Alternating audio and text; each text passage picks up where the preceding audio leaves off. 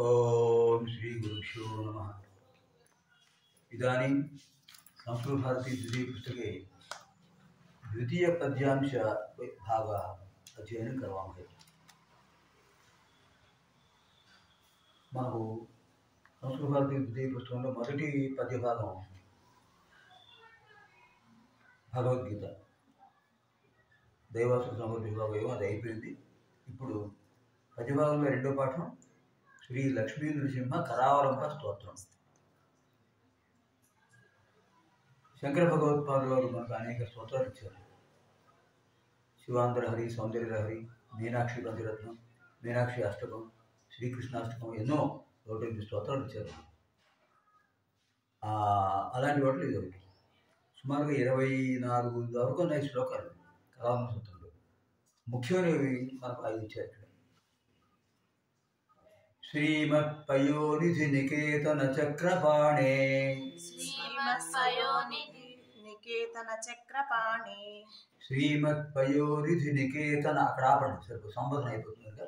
శ్రీమత్పయోనిధి నికేతన, श्रीमत्पयोनिधि निकेतन, ఇంకోసారి श्रीमत्पयोनिधि निकेतन చక్రపాణే, चक्रपाणे, चक्रपाणे, भोगीन्द्र भोग मणिराजित, भोगीन्द्र भोग मणिराजित, भोगीन्द्र भोग मणिराजित, पुण्यमूर्ते, पुण्यमूर्ते, पुण्यमूर्ते, योगीश शाश्वत, योगीश शाश्वत, योगीश शाश्वत, शरण्य भवाब्धिपोत, शरण्य भवाब्धिपोत, शरण्य भवाब्धिपोत, लक्ष्मी नृसिंह, लक्ष्मी नृसिंह, लक्ष्मी नृसिंह, मम देहि करावलंबं, मम देहि करावलंबं, मम देहि करावलंबं. ఈ శ్లోకాలన్నింటిలో కూడా మకుటం అంటే కేవలం సమానంగా వచ్చే భాగం లక్ష్మీ నృసింహ మమ దేహి కరావలంబం. అన్ని సంబోధనలు ఉంటాయి. శ్రీమత్ పయోనిధి నికేతన చక్రపాణే, శ్రీమత్ పయోనిధి నికేతన, శ్రీమత్ పయోనిధి నికేతన प्रथम, చక్రపాణే द्वितीय, चक्रपाणे द्वितीयं, భోగీంద్ర భోగ మణిరాజిత పుణ్యమూర్తే भोगीन्द्र भोग मणिराजित पुण्यमूर्ते तृतीय, తృతీయ, యోగీశ योगीश चतुर्थं, శాశ్వత शाश्वत पंचमं, శరణ్య शरण्य षष्ठं, భవాబ్ధిపోత भवाब्धिपोत सप्तमं, లక్ష్మీ నృసింహ लक्ष्मी नृसिंह अष्टमं, అష్టమం, మమ मम नवमं, దేహి देहि दशमं, కరావలంబం करावलंबं एकादश, ఏకాదశపది ఏకాదశపది అయం శ్లోకః. ఈ శ్లోకంలో 11 పదాలు ఉన్నాయి. ఇవన్నీ సంబోధనలేము స్వామి వారికి. శ్రీమత్ శోభాయుతమైన పయోనిధి సాగరము, పయోనిధి క్షీరసాగరం, క్షీరసాగరము నికేతన నివాసముగా కలిగిన స్వామి. అంటే ఆయన క్షీరసాగరంలో ఉంటుంటారు కనుక నికేతన నివాసం. శ్రీమత్ పయోనిధి నికేతన, శోభాయుతమైన కాంతిమంతమైన క్షీరసాగరము నివాసంగా కలిగిన స్వామి.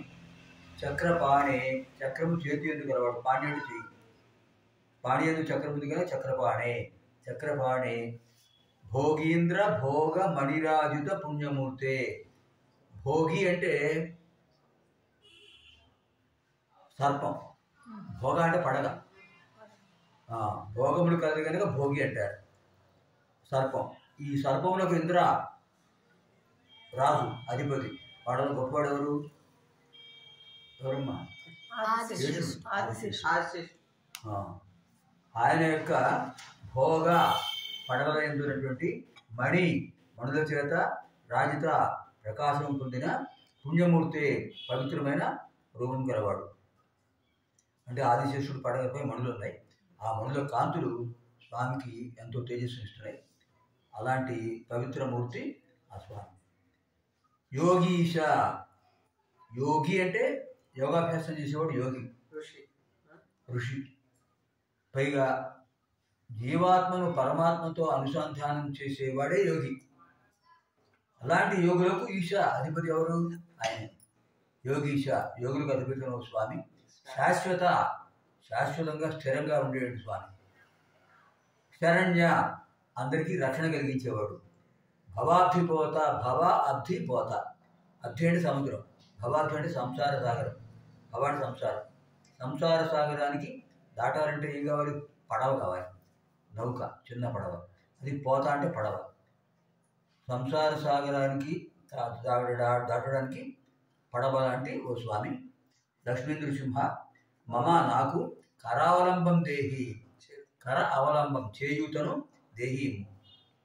అంటే దీనికి ఒక కథ ఏం చెప్తారంటే, ఆయన ఒక లీలా విలాసం ఆయనకి కష్టానికి వస్తాయి. పెడుతుండగా దాంట్లో గోతులో పెడతారట అడవిలో. అప్పుడు ఆయన ఈ స్తోత్రం చేసేటప్పుడు ఆ స్వామివారు వచ్చి ఆయన రక్షించారని చెప్తుంటారు. ఇప్పుడు చెప్పండి ఈ భావం చూడండి, చెప్పండి, చదవండి. క్షీర సముద్రమున నివసించువాడ చేతియందు చక్రాయుధమును ధరించినవాడ ఆదిశేషుని పడగల పుణ్య విగ్రహం కలవాడ యోగీశ్వర శాశ్వతుడ శరణాగత రక్షకుడ సంసార సాగరంలో తాగించుటకు నావ వంటి వాడా ఓ లక్ష్మీ నృసింహదేవ నాకు చేయూతనిచ్చి కాపాడు. అంటే ప్రతి పదానికి అర్థం తెలుసుకోవాలి, తాత్పర్యం కూడా తెలుసుకోవాలి. శ్లోకం ఇంకొకసారి చెప్పండి. శ్రీమత్ చెప్పండి నాతో పాటు. శ్రీమత్ పయోనికేతన చక్రపాణే భోగీంద్ర భోగమణిరాజిత పుణ్యమూర్తే యోగీశ శాశ్వత శరణ్య భవాబ్ధిపోత లక్ష్మీ నృసింహ మమ దేహి కరావలంబం. ఇదాनीं द्वितीय श्लोकः. संसारदावदहनाकुल भीकरोरु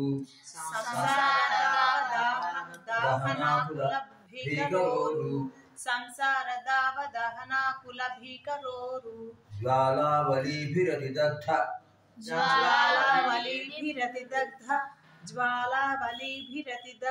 तनूरुहस्य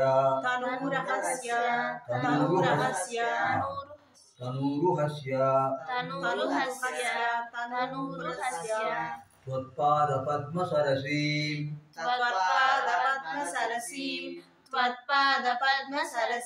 शरणागतस्य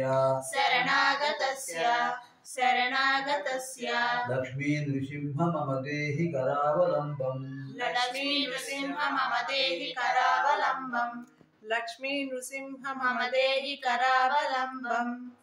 సంసారదావదహనాకుల భేకరోజ్వాలావలిభిః ఒకటే పదం, పెద్దది సమాసం, దీర్ఘ సమాసం అంటారు.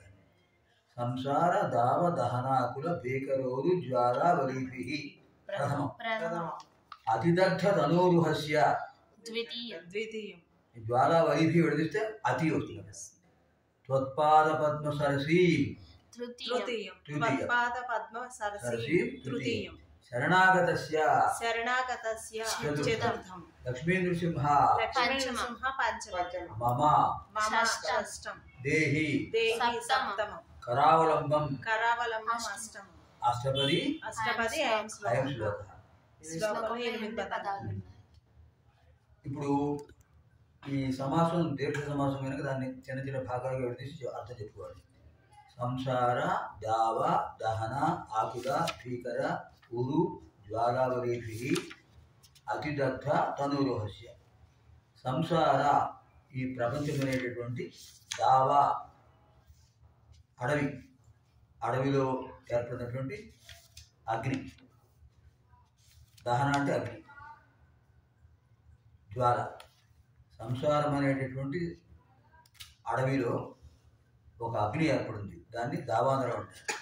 అంటే అగ్ని 3 రకాలు: బడబానరం, దావానరం, జఠరాగ్ని. 3 ఉన్నాయి. జఠరాగ్ని మన శరీరంలో ఉంటుంది, దావాగ్ని అడవిలో ఉంటుంది, దావా అంటే అడవి. బడబాగ్ని సముద్రంలో ఉంటుంది, అగ్నిపర్వతాల రూపంలో ఉంటుంది.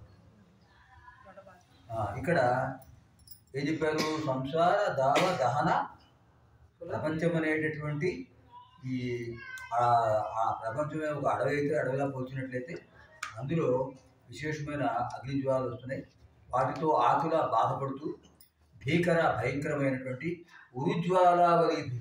ఉరుజ్వాలావలీభిః చాలా పెద్దమైనటువంటి జ్వాలల సముదాయముల చేత అతి దగ్ధ తనూరుహస్య బాగా దగ్ధ అయిపోయినటువంటి కాలిపోయినటువంటి తనూరుహస్య శరీరం గలవాడిని. అంటే నా శరీరం ఈ సంసారం అనే ఆ అగ్ని జ్వాలతో దహించుకుపోతుంది. మంటలు బాగా వచ్చినప్పుడు ఏం చేస్తారు? వెంటనే ఎక్కడ సరస్సు ఉంటే అక్కడికి వెళ్తారు కదా. ఆ తర్వాత చెప్పారు చూడండి. పాదపద్మ సరసి, నీ పాదపద్మంలోనే సరస్సును శరణాగతస్య రక్షణ కోరి వచ్చాను స్వామి. మీ పాదపద్మాలే ఒక సరస్సు. అంచేత లక్ష్మీ నృసింహ మమ కరావలంబ దేహి, ఓ స్వామి నాకు చేయునిచ్చి రక్షించండి. భావం చెప్పండి. సంసారమను దావానలము యొక్క భయంకరమగు జ్వాల సముదాయం చేత మిక్కిలి దగ్ధమైన అవయవములు కలిగి ఉన్నవాడును రక్షణమును కోరి నీ పాదపద్మములనడి సరోవరమును చేరి ఉన్నవాడును అగు నాకు ఓ లక్ష్మీ నృసింహదేవ నీవు చేయూతనిచ్చి కాపాడును. శ్లోకం చెప్పండి. శ్లోకం. సంసార దావ దహనాకుల భీకరోరు జ్వాలావలి విరతి దగ్ధత నూరు హస్య త్వత్పాద పద్మ సరసీం శరణాగతస్య లక్ష్మీ నృసింహ మమ దేహి కరావలంబం